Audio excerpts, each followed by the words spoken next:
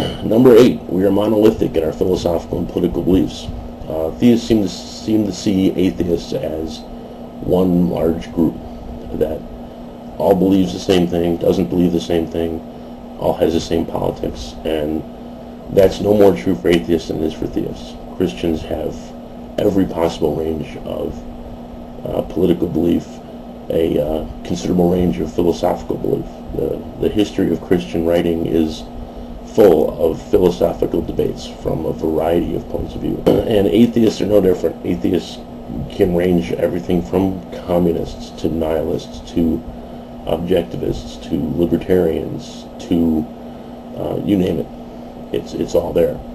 And for the theist to see atheists as one particular kind of philosophy and one specific political set of viewpoints is just a mistake in understanding, and you're not going to make any headway coming from that.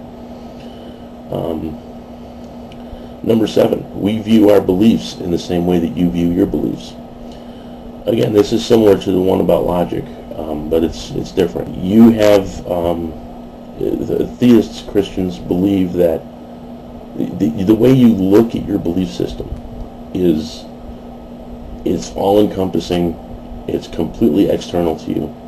It's basically handed down to you, and it answers every question, or potentially can answer every question. I realize that there is a lot of searching and a lot of looking for truth even within Christianity, but that Christianity can potentially answer every question. And I don't think atheists look at it that way. First of all, atheist isn't a belief system.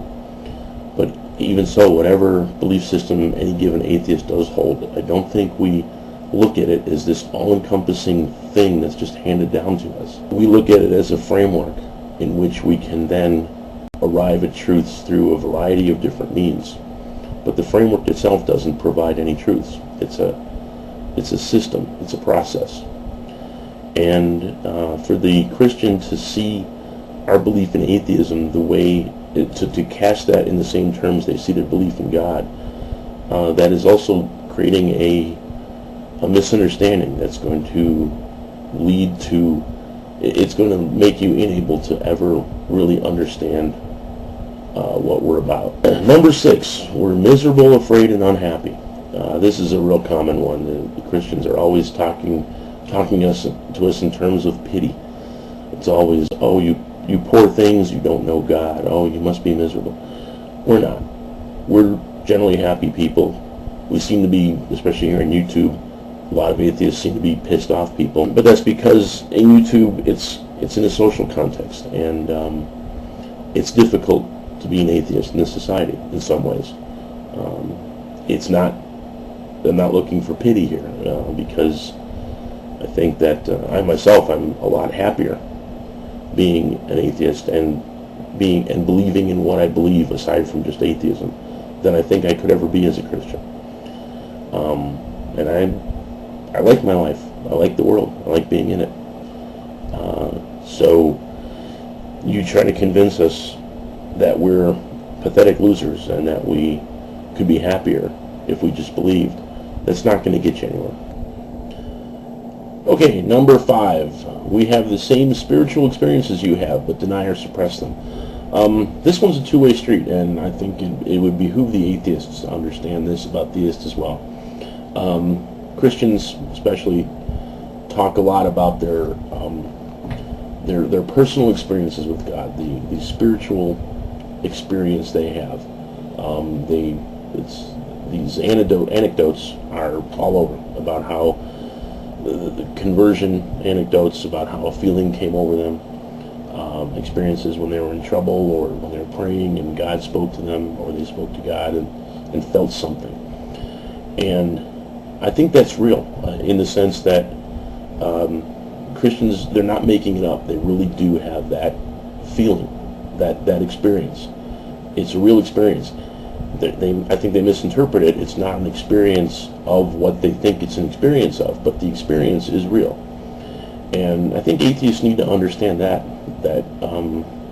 to the Christian, this is a real thing. This isn't something that's just made up to to support their beliefs. But Christians also need to understand that, for the most part, we atheists, we don't have that. It does not happen to us. I'm not sure the reason why. Maybe it's a genetic difference. Maybe something about our brains doesn't allow for that experience. Could be that the church and the history, the tradition, the pageantry, the ceremony are all designed around producing that experience. And since atheists don't put ourselves in that situation, we don't get that experience. And it's not that we're deprived. We don't feel deprived because we don't have it, but it's important to recognize that there's a real difference there in the personal kinds of experiences we each have. And for the Christian to explain these experiences to us, we can't relate to it. We don't have anything to relate that to. It looks like it's something utterly foreign to us. We can't even comprehend it. But I think the atheists need to realize that the Christians do have these experiences, and that it is seen as very important to them, and it's really very powerful. And I think coming to that kind of understanding of each other can go a long way towards making these arguments more rational and less vitriolic. Number 4, this is actually one of my favorite ones. I love this one. We became atheists because of some traumatic experience that turned us away from God. Now, I don't get many negative or hostile responses when people find out I'm an atheist. I mean, maybe I've been lucky. I've heard in other parts of the country it's horrible. There's a video right now from Dawkins on his YouTube channel about an experience of a girl in a small Oklahoma town that was an atheist who went to a new school. The school thought she was an atheist, and they completely harassed her.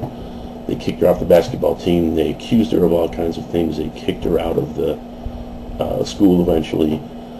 She was basically ostracized from any social circle. It was horrible. I've never had anything like that. But one of the common reactions I do get, and that I've heard other people, is, "Oh no, what happened to you?" As if the only reason we're atheists is because we're damaged in some way. That we've got baggage, emotional baggage that we can't face. And that's just not true. It's probably true for some atheists, but by myself, I've never been a believer. From the earliest memories I have as a young child of understanding what God was supposed to be, I didn't believe it. And I've never had this hostile feeling towards religion as something that I internalize and personally feels threatening or hostile to me. Maybe I'm different that way, but atheists don't become atheists because they're traumatized into it. Some do, but and atheists like to say, well, it was a purely rational, logical conclusion, and that's true to a large extent. There's a variety of reasons, but just don't assume it's always some trauma or some damage. Number 3, we hate God and fear His judgment. Well, hating God is obviously out because we don't believe God exists. So how can you hate something that doesn't exist? That argument's gone over and over and over again. In terms of fearing His judgment, I've heard the claim that atheists are just afraid to be held to a moral standard. And I don't think anything's further from the truth. I think atheists do have moral standards that they hold themselves to. Some don't. Some are what the Christians accuse them of. Nihilistic, selfish, do as thou wilt shall be the whole of the law, that kind of thing. But in the main, it's not that we don't want to have a moral standard. We spend a lot of time amongst ourselves and in different forums and places online trying to figure out a moral system. But we want to figure it out. We don't want to have it given to us because we don't trust the people who are giving it to us. It's not God giving it to us. It's people who are claiming to speak for God that are giving it to us. And we don't trust that. We trust logic and reason and reality. And we want to find a moral system that's consistent with that. I myself hold myself, what I think is, to a pretty high moral standard. I don't have any fear of being held to a moral standard. I will not be held to a wrong moral standard.